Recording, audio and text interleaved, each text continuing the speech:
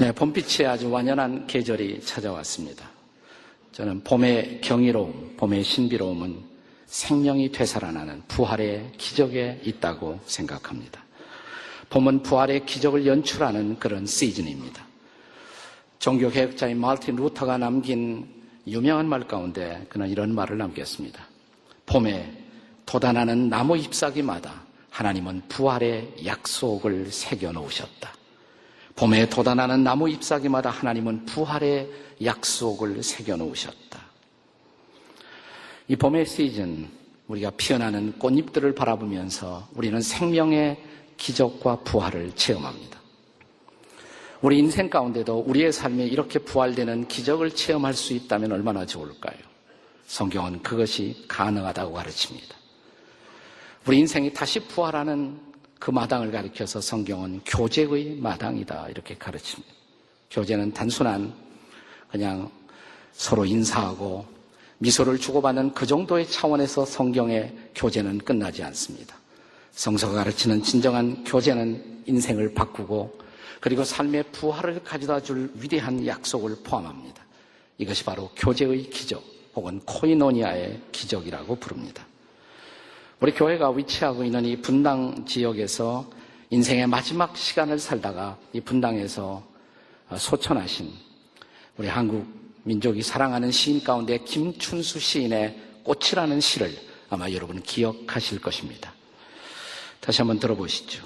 네가 그의 이름을 불러주기 전에는 그는 다만 하나의 몸짓에 불과했다. 내가 그의 이름을 불러주었을 때에는 그는 나에게로 와서 꽃이 되었다. 내가 그의 이름을 불러준 것처럼 나의 이 빛깔과 향기에 알맞은 누가 나의 이름을 불러다오. 그에게로 가서 나도 그의 꽃이 되고 싶다. 우리들은 모두 무엇이 되고 싶다. 너는 나에게, 나는 너에게 잊혀지지 않는 하나의 눈짓이 되고 싶다. 아주 인상적인 그런 시죠.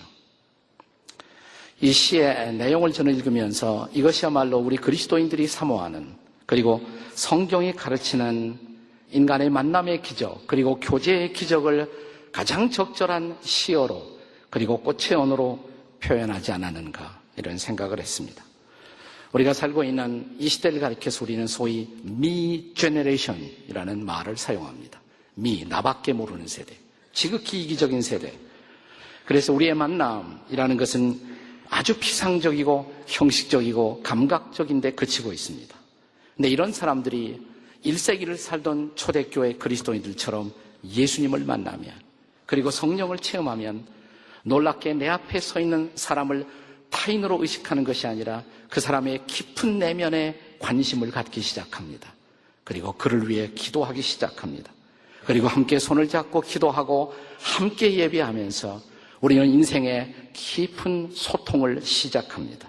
이것이 바로 성경이 말하는 코이노니아, 교제인 것이고 이런 교제는 언제나 우리의 삶을 바꾸는 기적을 가져오는 것입니다. 그리고 이런 기적을 경험할 때 인생은 추운 겨울을 벗어나 따뜻한 새봄을 맞이합니다. 제가 이 트위터로 남미에서 봄을 기다리는 그런 메시지를 몇 번 실었는데 그때 어떤 목사님이 이런 화답을 해 주었어요. 아주 재미가 있었습니다. 우리가 정말 봄을 맞이하려면 우리에게 두 가지가 필요하다. 그분이 그랬습니다. 봄을 맞이하는 비결, 두 가지 봄이 필요한데 첫째, 하나님을 바라 봄. 그다음에 두 번째는 이웃을 돌봄. 이 두 가지만 하면 인생의 봄이 온다. 아주 멋진 표현이죠. 오늘의 제 설교의 모든 내용을 요약하고 있지 않았는가 생각이 됩니다. 한번 옆에 있는 사람들에게 우리 하나님 바라보고 이웃을 돌봅시다. 한번 해보세요. 다 같이 시작. 옆에 있는 사람들에게. 네.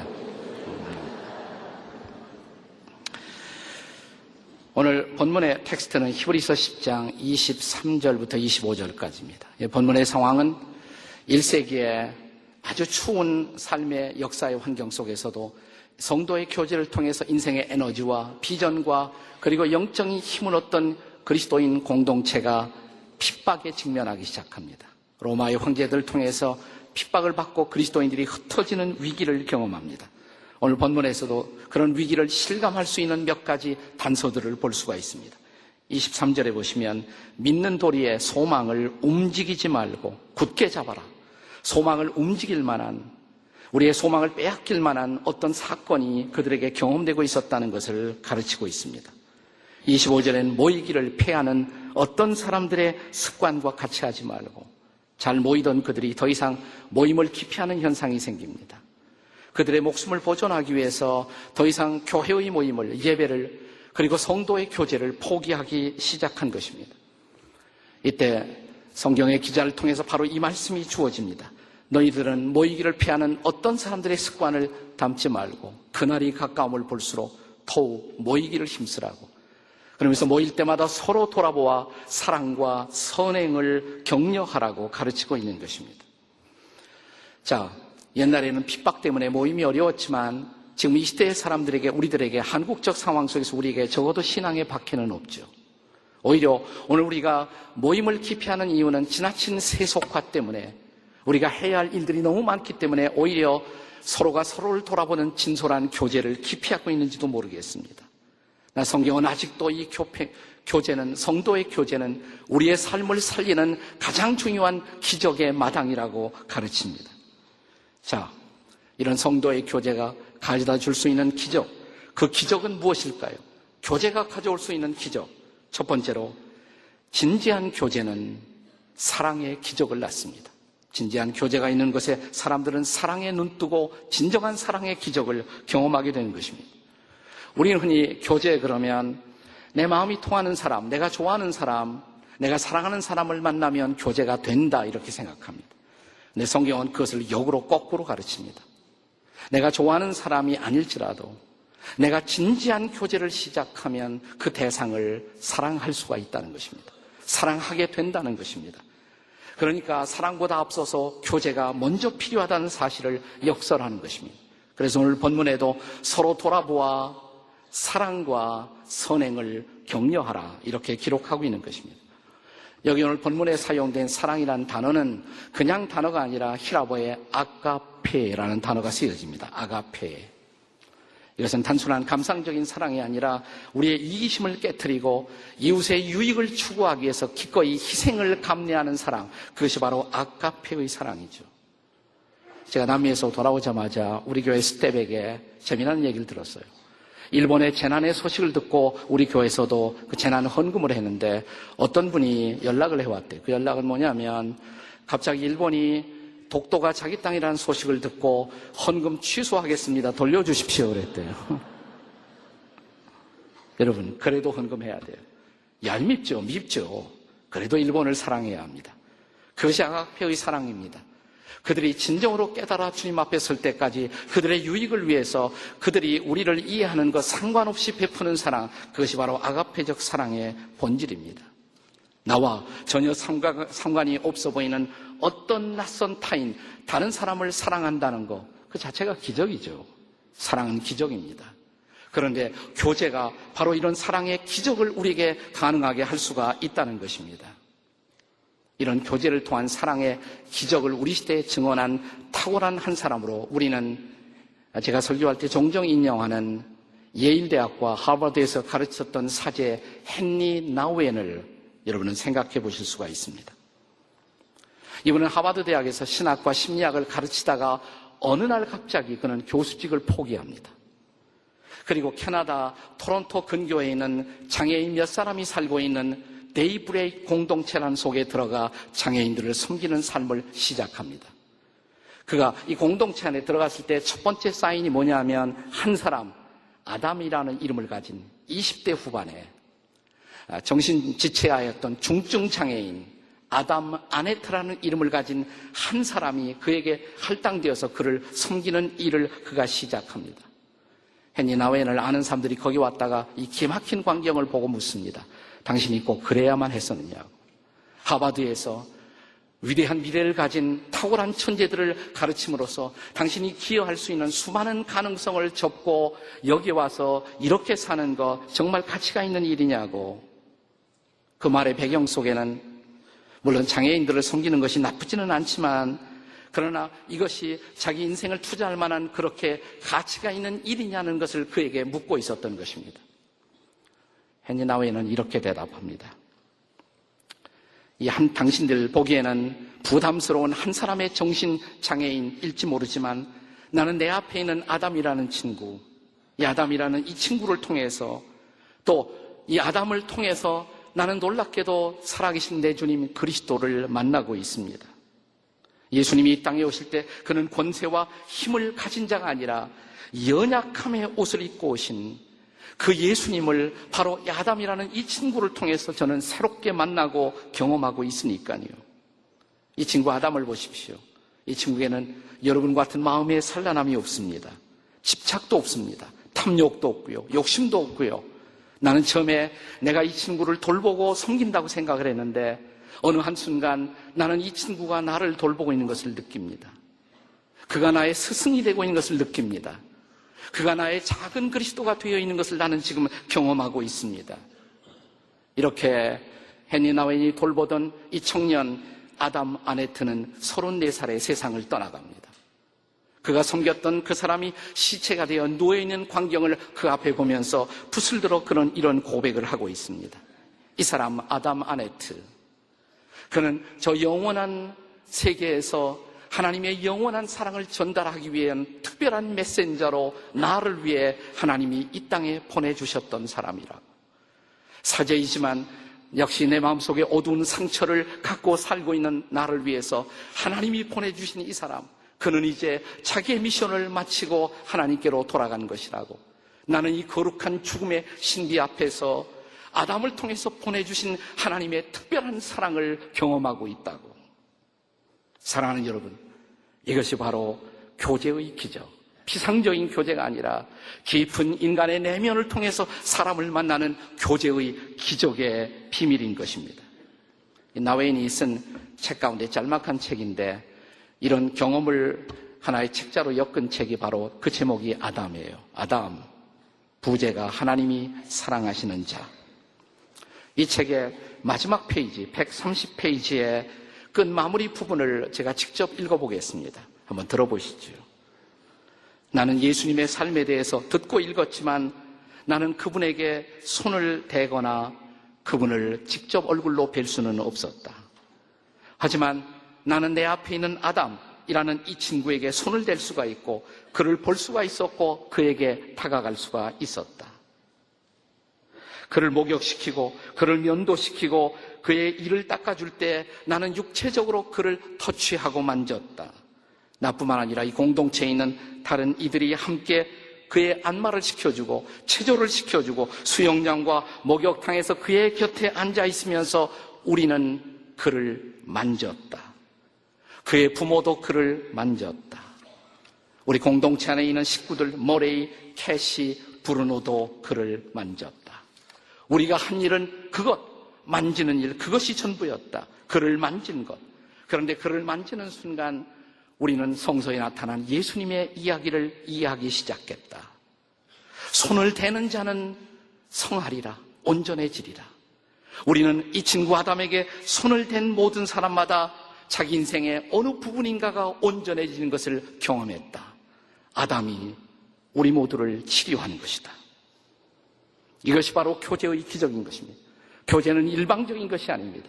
내가 누구를 더 많이 가지고 있기 때문에, 더 여유 있기 때문에 내가 누구를 돕는 것이 아니라 우리는 교제하면서 서로가 온전해지고 서로가 깊어지고 서로가 반듯하게 세워지는 것, 이것이 바로 교제의 기적인 것입니다.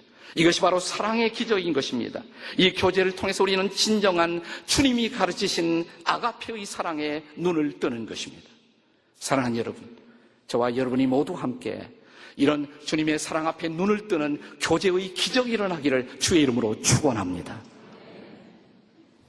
진지한 교제, 그 교제는 사랑의 기적을 가져올 뿐만 아니라 두 번째로 진지한 교제는 선행의 기적을 또한 낳습니다. 선행의 기적. 오늘 본문에서 히브리서 기자는 서로 돌아보아 사랑과 그 다음에 뭐라고 그랬어요? 선행을 격려하며 그랬습니다. 사랑에서 끝나지 않아요.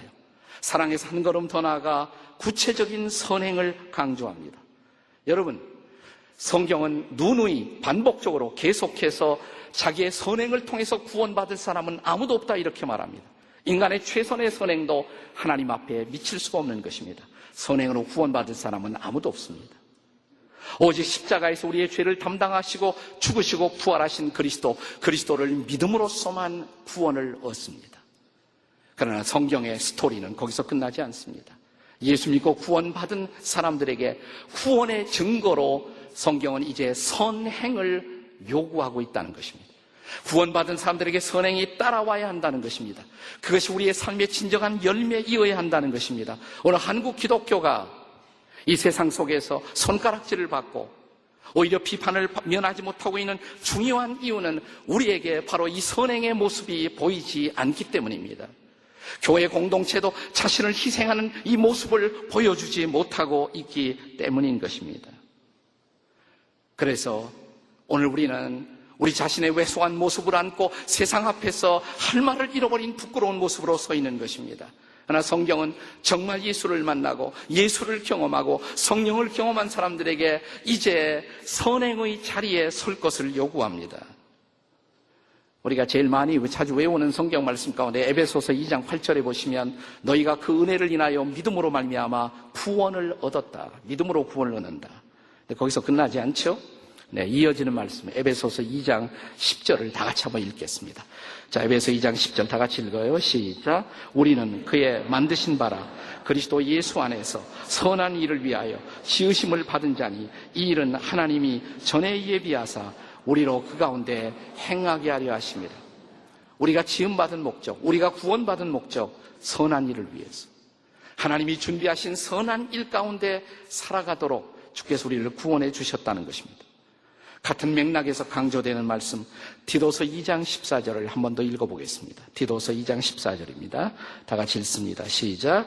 그가 우리를 대신하여 자신을 주심은 모든 불법에서 우리를 속량하시고 우리를 깨끗하게 하사 선한 일을 열심히 하는 자기 백성이 되게 하려 하십니다. 여기 우리를 용서하신 목적, 우리를 깨끗하게 하신 목적, 우리를 구원하신 목적 뭐예요? 선한 일에 열심인 하나님의 백성이 되라고. 그래서 우리를 구원해 주셨다는 것입니다.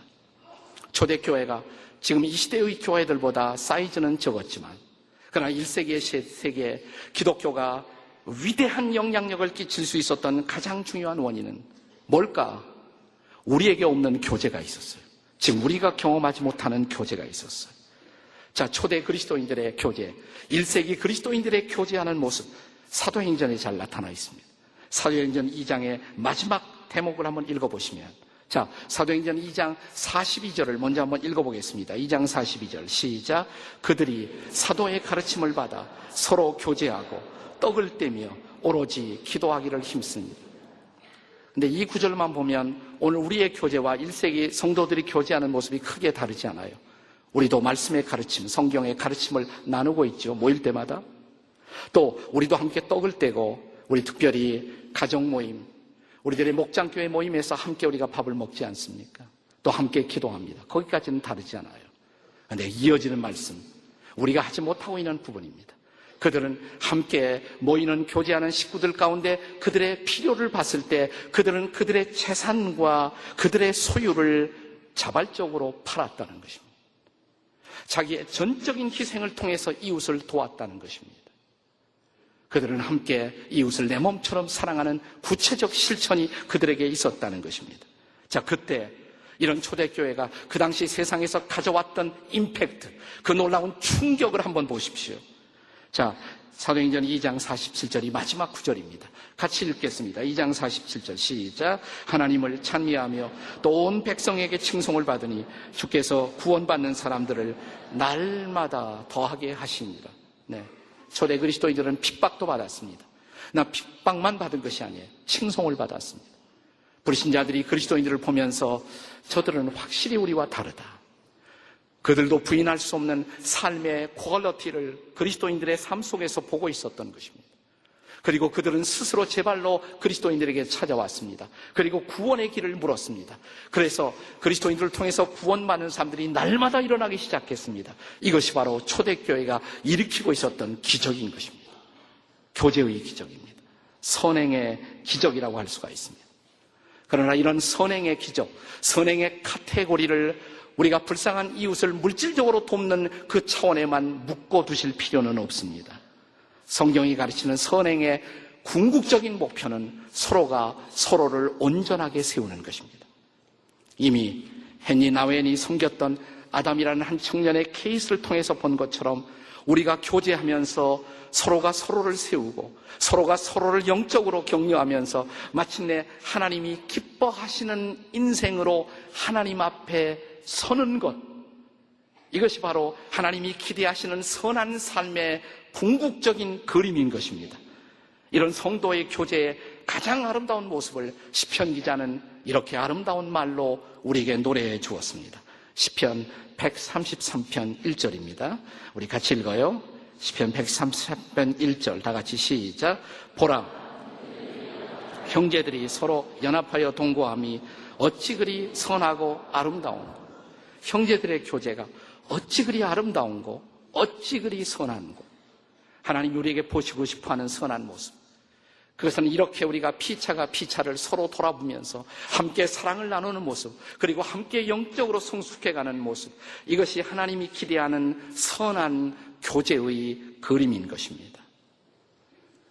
사실은 신앙이 없는 불신사회에서도 인간의 깊은 것을 소통할 때 얼마든지 기적이 일어날 수가 있습니다.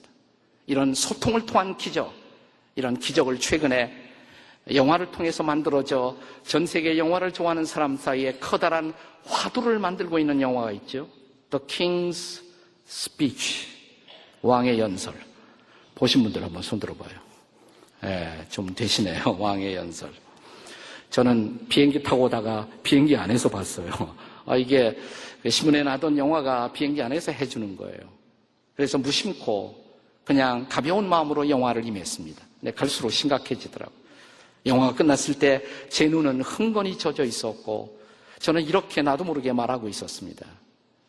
야, 영화를 통해서도 이런 놀라운 은혜를 받을 수가 있구나. 은혜는 교회가 아니라 이런 영화를 통해서도 볼 수가 있구나. 여러분, 영화의 내용은 역사적 실화죠. 영국의 조지 6세라는 왕의 스토리입니다. 그는 본래 두 번째 왕자였고 왕이 될 수가 없었던 사람입니다. 그러나 자기 형 되는 사람이 외국 여자와 결혼하기 때문에 기대하지 않았던 왕위가 자기에게 오게 되죠. 근데 그에게 핸디캡 하나가 있었습니다. 말을 더듬는 거예요. 말을 더듬어요. 한 나라의 지도자로서 국민들을 설득해야 할 필요가 있는데 이 말 더듬이 왕자가 어떻게 왕이 될 수가 있겠습니까?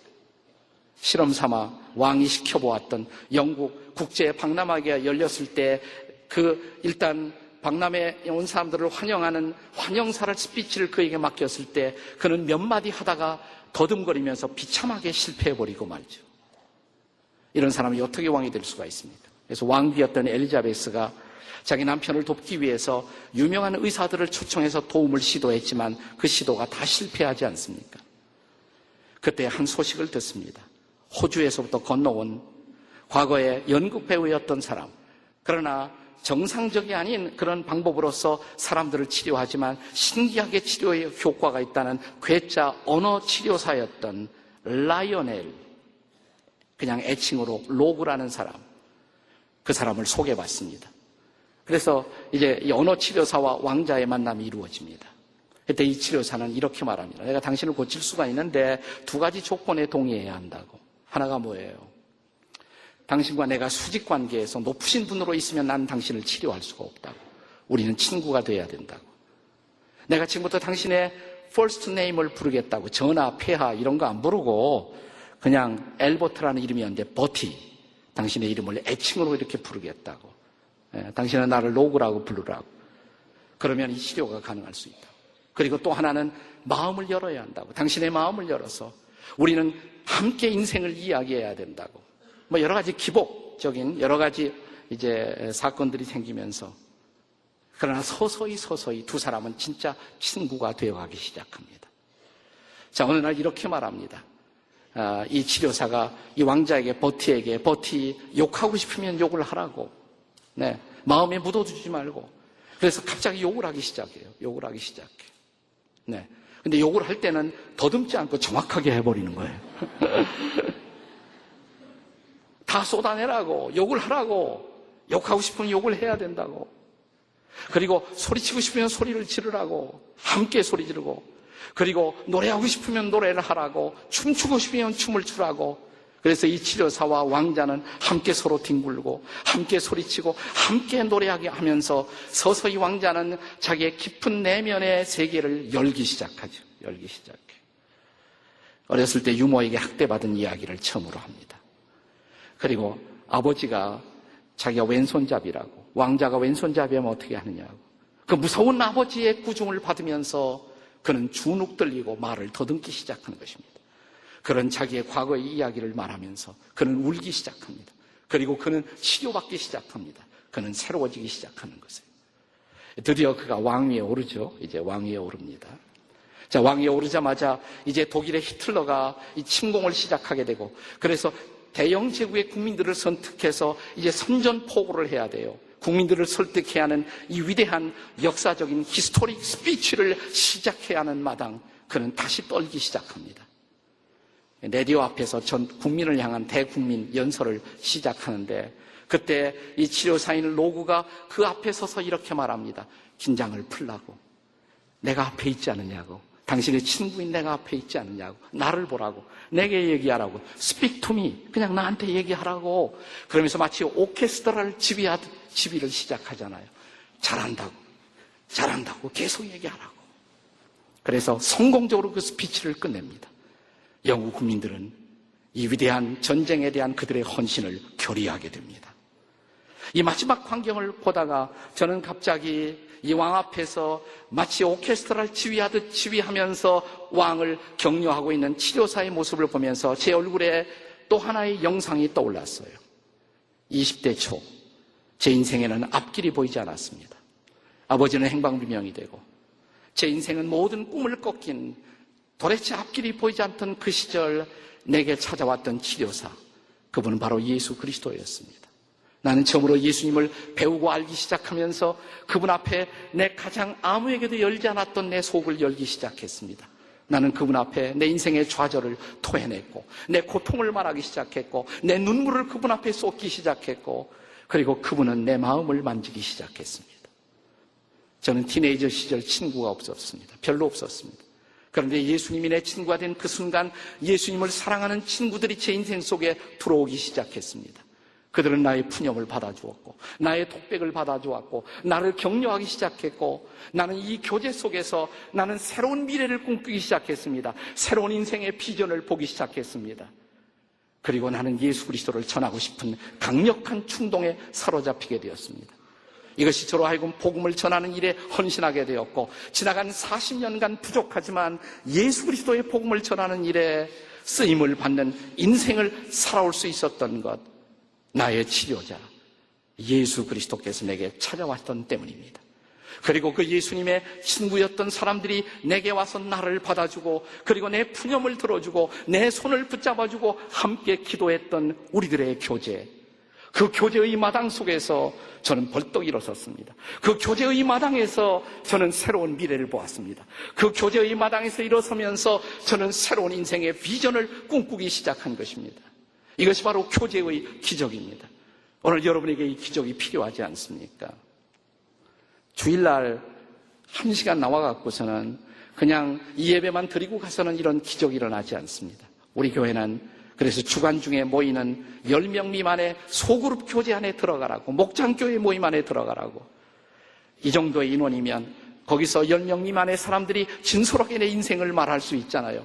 나의 좌절을, 내 실패를, 그리고 나의 고통을 말할 수 있잖아요. 함께 말하고, 함께 손잡고, 함께 기도하고, 함께 찬양하고 일어서는 것.